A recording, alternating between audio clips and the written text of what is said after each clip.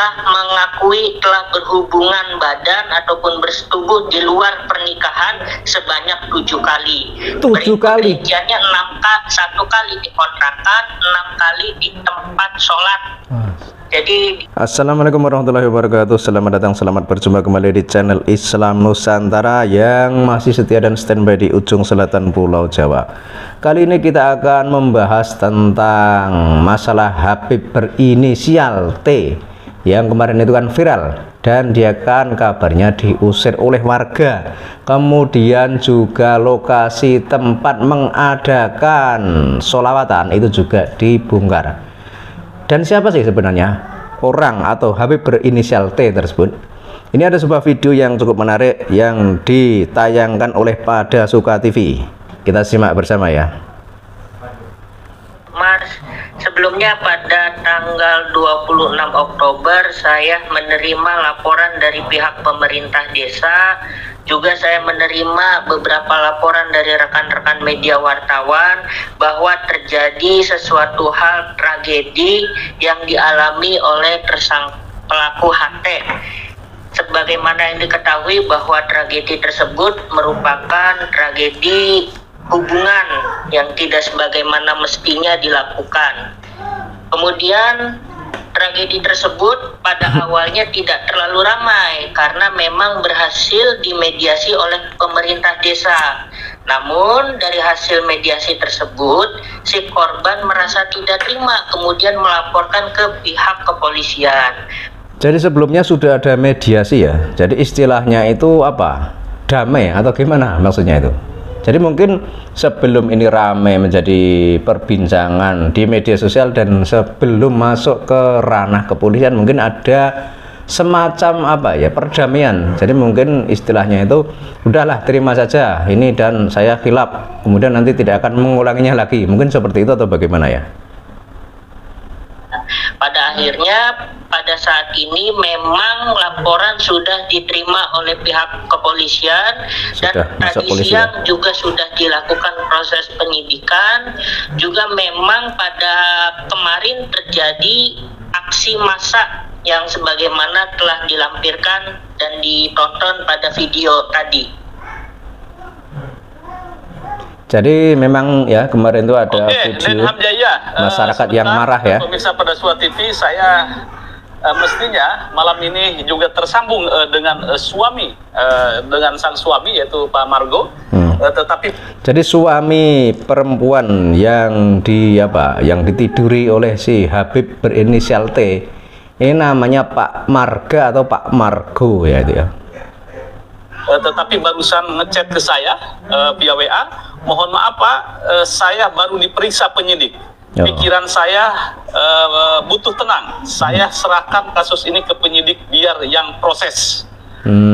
Saya masih banyak pikiran, punten. Nah, kelihatannya ini sang suami ini sangat terpukul sekali dengan kejadian tersebut. Ya, jelas lah. Dan Hamjaya, apa yang Anda ketahui sebetulnya antara pelaku dan korban ini, si suami? Jadi yang saya ketahui pelaku dan korban ini memang bertetangga, berdekatan. Kemudian pelaku ini mengontrak di rumah korban. Mengontrak statusnya. Oh, jadi si pelaku Habib berinisial T ini berarti tidak punya rumah, karena di sini kan dia mengontrak ke rumah yang dimiliki si korban. Dan infonya dalam ngontrak itu pun juga digratiskan katanya. Dan yang menarik lagi, kondisi perekonomian si korban itu juga pas-pasan. Terus dia punya kontrakan dan kontrakan itu katanya juga gratis untuk si Habib berinisial T. Bertetangga, bersebelahan, hubungannya sangat baik, kemana-mana ini selalu bersama, memang harmoni sekali. Nah, pelaku juga kan memiliki kegiatan majelis rutinan tiap minggunya. Nah, hubungan itu semakin erat, semakin dekat seperti yang saya lihat, dan tidak ada persoalan apa-apa sebelumnya. Jadi ternyata dekat ketika ya kejadian ini muncul dan diketahui apa indikasinya sehingga bisa terbongkar bahwa oknum Habib tersebut diduga melakukan perselingkuhan dengan istri korban. Banyak bukti-bukti yang telah dilampirkan oleh korban kepada saya, juga kepada pihak pemerintah desa, baik itu berupa bukti audio, kemudian bukti rekaman, juga bukti chat, dan juga beberapa bukti lainnya. Kemudian ada beberapa saksi, kemudian juga atas daripada laporan dari tetangga-tetangga yang memang timbulnya kecurigaan-kecurigaan terhadap dugaan-dugaan yang mengarah kepada peristiwa tersebut. Jadi warga sudah tahu ya, ternyata ya sudah curiga itu bisa sebelumnya terbongkar sehingga dugaan perselingkuhan itu terungkap. Katanya juga ada pengakuan pelaku dan pengakuan juga si sang istri, betul? Seperti apa yang Anda? Kalau daripada pengakuan korban, memang pada awalnya diketahui daripada pesan chat WA. Namun saya tidak mengetahui pasti isi daripada pesan chat WA tersebut. Berdasarkan pesan chat WA tersebut, akhirnya kemudian menimbulkan polemik karena memang ada timbulnya kecurigaan. Akhirnya si korban mendatangi kepala desa untuk dilakukan mediasi. Pada proses mediasi memang korban telah mengakui bahwa tindakan tersebut adalah benar, kemudian pelaku juga telah mengakui tindakan itu juga benar.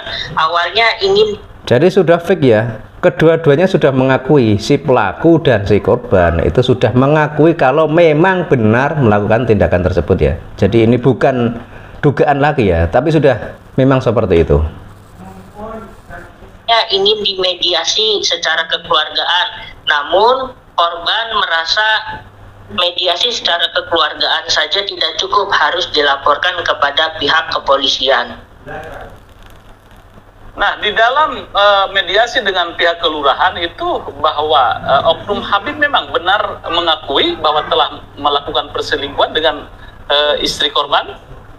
Ya, betul, melakukan, kalau versi mediasi pemerintah desa itu oknum daripada Habib tersebut dan juga korban telah mengakui telah berhubungan badan ataupun bersetubuh di luar pernikahan sebanyak 7 kali.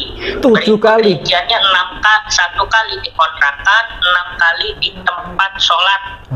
Jadi di area situ berarti ada yang dilakukan di tempat sholat, yang lainnya di kontrakan. Wah, ini ngeri banget ini.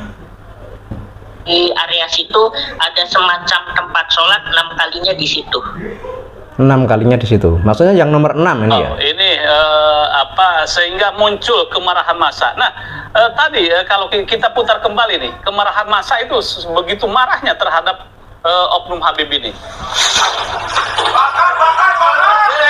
Jadi warga memang benar-benar marah ya ini ya.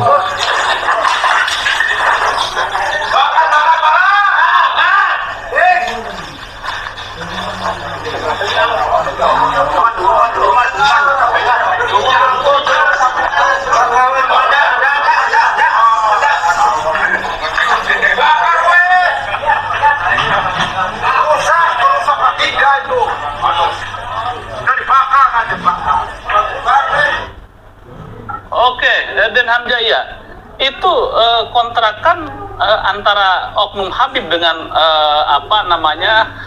korban itu memang bersebelahan, 2 pintu itu ya? Iya, bersebelahan itu. Jadi bersebelahan ya, dekat ya rumahnya. Marah itu setelah terjadi audiensi dengan kepala desa atau seperti apa, Den? Ya, ada 2 hal yang menyebabkan massa marah, yaitu pertama, tindakan asusila tersebut dilakukan di lingkungan majelis yang sebagaimana kita ketahui bahwa lingkungan tersebut merupakan biasa dipakai untuk kegiatan pengajian juga kegiatan sholawat. Nah, ini kan ngeri sekali. Lokasi untuk kegiatan pengajian dan sholawat digunakan untuk melakukan perbuatan yang tidak senonoh. Ini seorang Habib ini yang melakukan. Kemudian selain itu juga memang dilakukan oleh tokoh pemuka agama yang tentunya yang harusnya memberikan panutan kepada masyarakat justru memberikan sebuah tindakan-tindakan ataupun contoh yang tidak sebagaimana mestinya. Kejadian tersebut benar terjadi setelah mediasi dengan pihak pemerintah desa. Nah, selanjutnya ketika terjadi kemarahan itu oknum Habib kemana, Den? Sampai sejauh ini, apakah sudah keluar dari kampung tersebut atau bagaimana? Sejak mediasi dengan pemerintah desa, memang si korban menginginkan Habib itu keluar daripada kontrakan tersebut.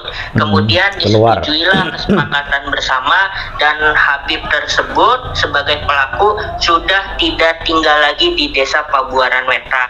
Tapi kalau si Habib ini suruh keluar dari kampung tersebut, suruh keluar dari kontrakannya, apakah masalah itu selesai? Kan tidak. Kita lanjut dulu ya. Pabuaran Wetan. Dan saat ini saya mencoba berkomunikasi, namun tidak mengetahui keberadaannya di mana. Wah, ini bahaya nih kalau sampai hilang. Ya, kondisi terkini bahwa sang suami itu sudah melaporkan ke kepolisian dan menyerahkan ke tim penyidik untuk menuntaskan kasus ini secara hukum. Nah, apa yang dilakukan oleh Anda sebagai salah satu tokoh muda di sana untuk mendampingi terhadap suami korban ini? Yang pasti yang pertama, kita ke psikologis daripada korban sendiri. Korban ke psikologis, yang harusnya itu yang ke psikologis itu malah justru si Habib T itu tadi ya, karena si korban itu jelas normal. Yang mungkin perlu diragukan atau perlu dipertanyakan itu justru kejiwaan si oknum Habib berinisial T tadi itu loh, harusnya itu. Korban mengalami shock berat ketika mengetahui istrinya telah berhubungan badan dengan oknum Habib tersebut. Kemudian bagi saya sudah cukup sabar korban tersebut karena tidak menggunakan tindakan kekerasan.